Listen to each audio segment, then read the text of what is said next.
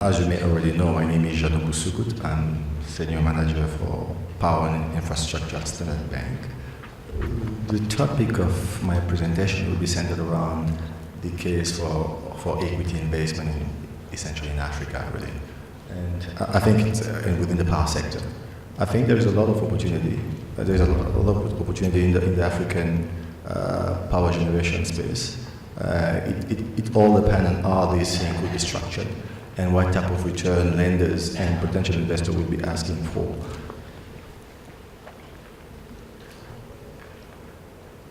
Let me introduce you to the Standard Bank. I mean, it's going to be a pretty quick one. It's not so much a marketing gig here. So, Standard Bank is the largest bank in Africa, really. We have a footprint in 17 African countries, 33 countries worldwide. We've got a pretty robust market capitalization of about $22.7 billion. So Standard Bank will be a partner for many public and private investors within the power sector in Africa. Here are some of our recent credentials which underpin a lot of support from the bank. We are underwriting billions of rand for the renewable energy IPPP. And some of our projects actually encompass various technologies from coal to nuclear to wind, hydro, etc. So we might be we are one of the preferred partners of many project developers across the continent. And you'll see that some of these projects are based in South Africa, at the same time Zambia, and Kenya, etc. Why Africa? I mean, the question could be, why should I invest in power generation in Africa? And Africa, to me, is the next frontier when it comes to investment. Africa is, if you look at the key characteristics of the continent, really, pretty solid population growth, strong GDP over the past 10 years. At the same time, we've got a very attractive demographic trends. We believe, as a bank, that Africa is a key platform for us, and we need to be looking at deals or power generation project that might help somehow improve the installed capacity of some of these, also in some of these jurisdictions. From my standpoint, really, investors focusing on Africa essentially for growth prospect. As I said, the economic growth has been pretty solid over the past 10 years. I mean, from our standpoint, it grew by about 5.3% between 2000 and 2008. At the same time, you've got industries such as telecommunication, electricity, etc., which have been thriving. Even though some of these, in some countries, you still have the imbalance between power supply and power demand. Yet, of course, the power sector in Africa does face significant challenges that will need to be overtaken if successful development of IPPs and public-driven opportunities or investment are to happen. The first one really is, when it comes to the power sector or the generation space, the first one really is the opportunity cost of insufficient electricity supply. As far as we know, the cost of unserved energy currently stands at $1.5 per kilowatt, which is quite significant, really. You've got a lot of utilities that run off, I would say, or use HFO or diesel as feedstock, and this is quite costly and has implication for the operating cost.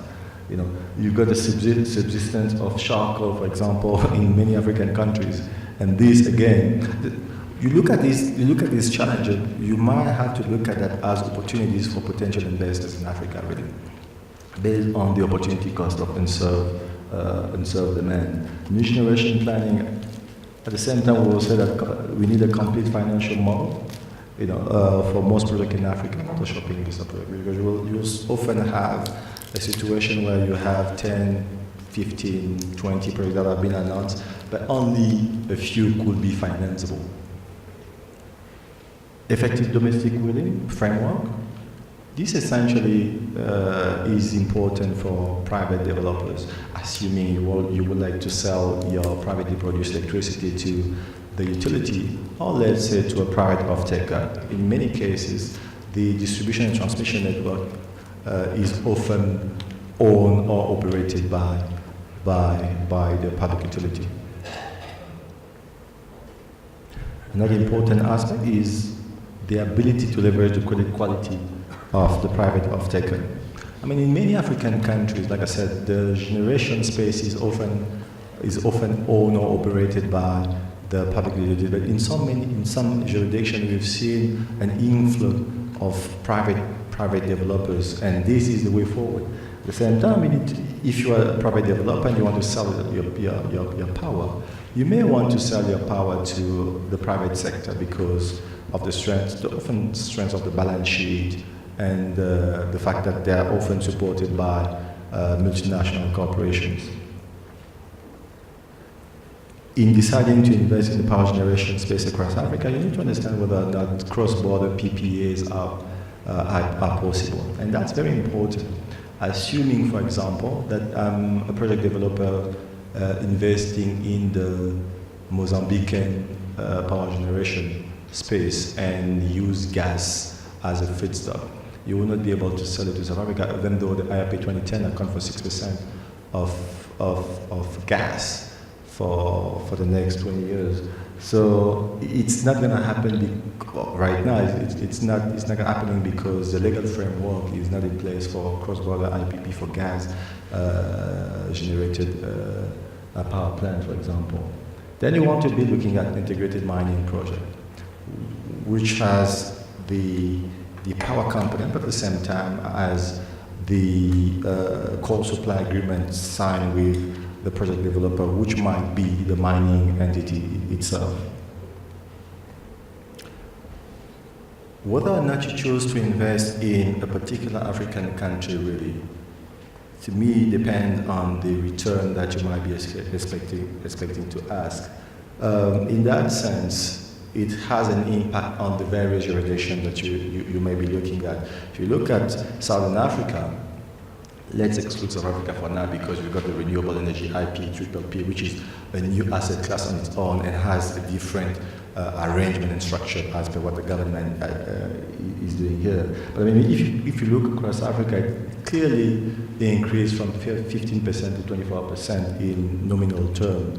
And that's pretty interesting because it gives you a selecting tool which will allow you to cherry pick the region that you might be able to invest in. South Africa is different because, like I said earlier, different because the return might be slightly different.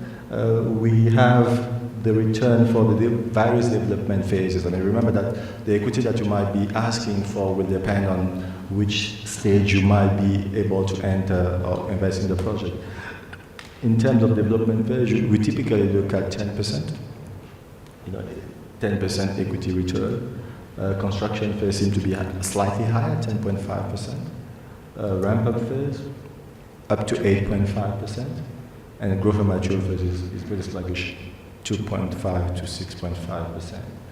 In South Africa, for what we know, the development phase or the equity return that you may be able to ask for varies from 3% to 18%, depending on the phase you want to invest in. Although this might have been correct last year, it might be different this year as a result of the introduction of the IPPP program in the country. So typically in South Africa, you will have expected return of 16 to 18%. That's what we've seen in the project that we've been looking at and advising in South Africa. As an investor, you want to be looking at various exit options. And these options will depend on your investment profile and investment horizon. In that particular case, you will notice that if you were to invest in an asset at an asset core level, you're likely to achieve value realization for the project. I mean, assuming you have a full stake sale, which is different from a partial stake sale, which will have only a limited or low value realization. the project, or where will the opportunity lie? I mean, from my standpoint, I've cherry-picked 3 countries only: South Africa, Kenya, and Nigeria, for various reasons, which we'll talk to investors like you and myself. The South African renewable energy scheme is pretty solid, really. It's a competitive bid scheme called IPPP, cap tariff, as per the diagram alongside there, and it includes or it encompasses various technologies from wind to power, etc., etc. So the opportunity will lie for who's been involved in this scheme so far will lie with BD3 project, because as far as we know, 1.4 gigawatt were allocated in BD1 and 1.27 were allocated or will be allocated to BD2. The remaining will be 934 megawatt. And in 934 megawatt, assuming you go for a greenfield project, will be an opportunity for investors across Africa who would want to be involved in the South African renewable energy scheme. Interestingly, somebody mentioned earlier the equity contribution, which or the equity requirement. I mean, as far as we understand, it could be estimated at about $8.9 or $9 billion over the next the next 2 years of the RFP program, which stand at 8.9 in terms of the value, but the equity portion itself stands at $2.7 billion, which is quite significant. So the third submission date, which will happen in May, probably offers opportunities for investors right now who will try to participate in that particular scheme. At the same time, we've got Nigeria. The Nigerian electricity market is interesting in the sense that the government has undertaken a privatization process by trying to privatize PSE successive generation companies and the distribution and transmission framework companies with the introduction of the NDT companies. The interesting thing about Nigeria is that there is a strong case for investment in the country in terms of opportunity for consolidation in the power market. From my standpoint, you may be able to acquire equity stake in the 11 distribution companies in Nigeria, 100% stake in the following thermal genicals, Afam, Asapele, and Bugari, 51% stake in the Gerigu power plant, and the concessioning of 2 hydrogen generation companies. This is what the Nigerian privatization scheme is referring to. So for equity participation in this country, in Nigeria, these are the opportunities that you might be looking at going forward.